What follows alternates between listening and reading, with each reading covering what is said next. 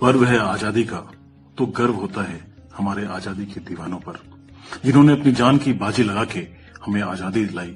और आजाद भारत के नागरिक उन्हें हर वर्ष याद करके आजादी का जश्न मनाते हैं।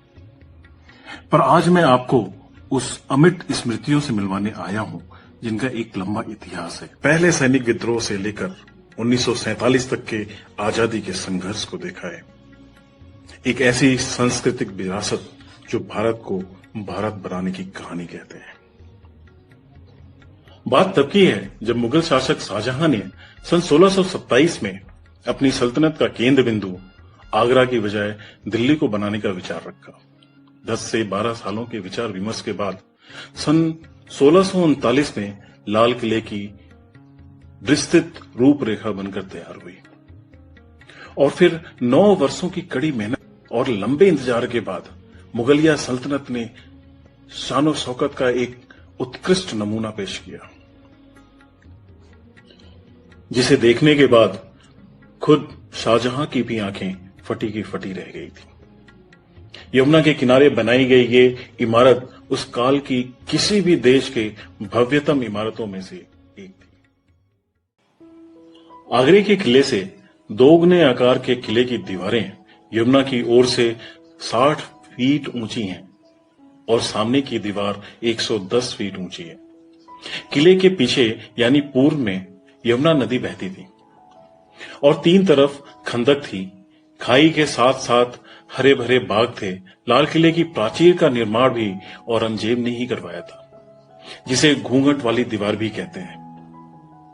किले के दक्षिण में दिल्ली दरवाजा है जो जामा मस्जिद की तरफ खुलता है। बादशाह इसी दरवाजे से नमाज पढ़ने जामा मस्जिद के लिए जाया करते थे। 1903 में लॉर्ड कर्जन ने इस दरवाजे के दोनों तरफ पत्थर के हाथी खड़े करवा दिए थे। किले के 5 दरवाजे थे।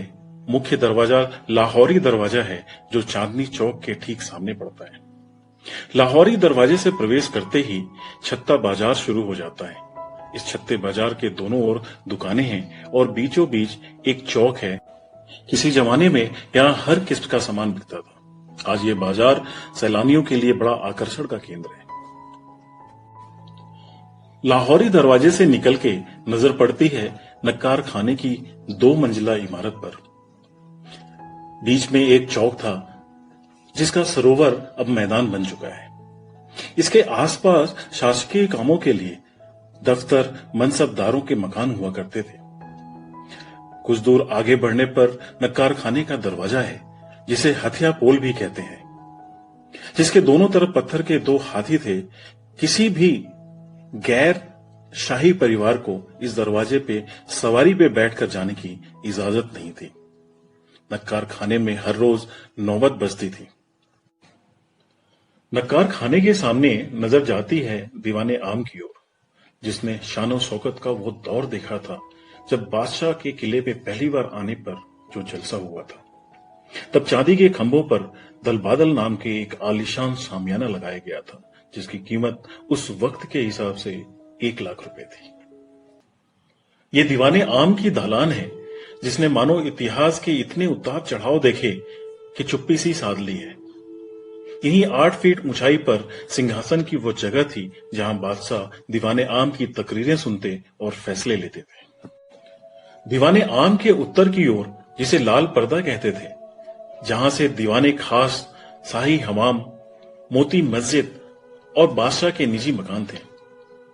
यहीं से रंग महल और जनान खाने का रास्ता भी जाता था। इसी के उत्तर की ओर मशहूर हयात बख्श बाग था, जिसका अब नामो निशान भी नहीं है। दीवाने खास की एक अपनी ही अहमियत है किले के अंदर। दीवाने खास की खूबसूरती को देखकर वहां की दालान की दीवारों पर आज भी लिखा है, अगर फिरदौस बर हुए जमी अस्त, हमी अस्तो, हमी अस्तो, हमी अस्त। जिसका मतलब यदि पृथ्वी पर स्वर्ग है तो यही है, यही है और यही है। शाहजहां के वैभवशाली दौर से लेकर अंग्रेजी हुकूमत की छावनी बनाने तक लाल किले में काफी परिवर्तन किए गए। 1858 में यहीं आखिरी मुगल बादशाह बहादुर शाह जफर पर मुकदमा भी चलाया गया। सन 1940 में एक गौरवशाली पल ऐसा भी आया जब नेताजी सुभाष चंद्र बोस ने चलो दिल्ली का नारा दिया था और लाल किले पे तिरंगा भी लहराया था। उस समय नेताजी के क्रांतिकारियों का एक नारा बहुत चर्चित हुआ था, लाल किले से आई आवाज, सहगल ढिल्लो सहनवाज। जहां एक और लाल किला मुगल साम्राज्य के वैभव, गौरव और विलासिता का गवाह है, तो उसने मुगलिया सल्तनत के पतन को भी देखा है। बादशाहों की मजबूरी पे आंसू भी बहाए हैं और अंग्रेजों की दहशत भी देखी है। क्रांतिकारियों की हुंकार भी सुनी है और वही लाल किला आजादी मिलते ही मानो सबकी यादों में बस गया, जब इसकी प्राचीर से हमारे प्रथम प्रधानमंत्री ने तिरंगा फहराया। वक्त के कई दौर गुजर गए, पर लाल किला अपने आप को बदलते वक्त के साथ ढालता चला गया। इमारतें बनती हैं, बिगड़ती हैं, आबाद होती हैं, उजड़ती हैं, मगर लाल किला जैसा कौन बनता है? बनता है तो सिर्फ लाल किला। चार मीनार भारतीय इतिहास की नायाब इमारतों में शुमार है, जिसको ज्वेल ऑफ हैदराबाद भी कहा जाता है। सुल्तान मोहम्मद कुली कुतुब शाह ने सन 1591 में मूसी नदी के तट पर एक पर्शियन आर्किटेक्ट के द्वारा बनवाया था। वर्गाकार आकृति की इस इमारत में, जैसा कि नाम से ही पता चलता है, 4 मीनारें हैं, जिसके उत्तर में 4 कमान और 4 दरवाजे हैं। यह हर तरफ से 20 मीटर यानी 66 फुट लंबी है। मीनारें साजिया वास्तुकला शैली की अमिट छाप छोड़ती है। इसका वक्र 11 मीटर तक फैला हुआ है। खास बात यह है कि हर वक्र पर 1889 की बनाई हुई एक घड़ी लगी हुई है। 149 हवाई सीढ़ियां चढ़कर आप इसकी सबसे ऊपरी मंजिल पर पहुंच सकते हैं। कुल मिलाकर 4 मीनार दुनिया भर की वास्तुकला का एक मिला जुला संगम है।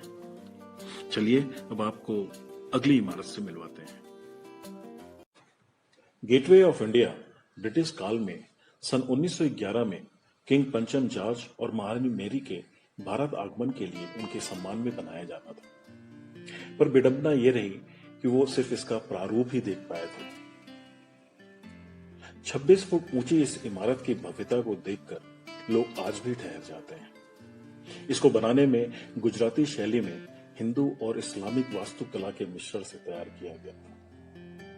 ब्रिटिश काल में इसका इस्तेमाल समुद्र मार्ग से आने जाने के लिए हुआ करता था। उस समय यह भारत का प्रवेश द्वार हुआ करता था। और विडंबना देखिए, आजादी के बाद अंग्रेजों का आखिरी बेड़ा भी यहीं से रवाना हुआ था। आज के दौर में मुंबई का ये प्रमुख पर्यटन स्थल है। मैसूर पैलेस कर्नाटक के मैसूर शहर में स्थित एक शानदार महल है। मैसूर के राजा कृष्णा वाडियार चतुर्थ का महल है। पूर्व में यह राजमहल चंदन की लकड़ियों से बना हुआ था, जो किसी दुर्घटनावश ध्वस्त हो गया था। उसके बाद इसका पुनर्निर्माण कराया गया। मैसूर पैलेस द्रविड़ पूर्वी और रोमन स्थापित कला का अद्भुत नमूना है। इसमें 84 किलो सोने का सजा लकड़ी का तख्त है, जिसे राजा के बैठने के लिए हाथियों पे सजाया जाता था। संग्रहालय के सामने 7 तोपें रखी हुई हैं। इन्हें हर साल दशहरे के आरंभ और समापन के मौके पे दागा जाता है। इस महल में लगे गुंबद सोने के हैं। दशहरे में 200 किलो शुद्ध सोने से बने राज सिंहासन की प्रदर्शनी लगाई जाती है।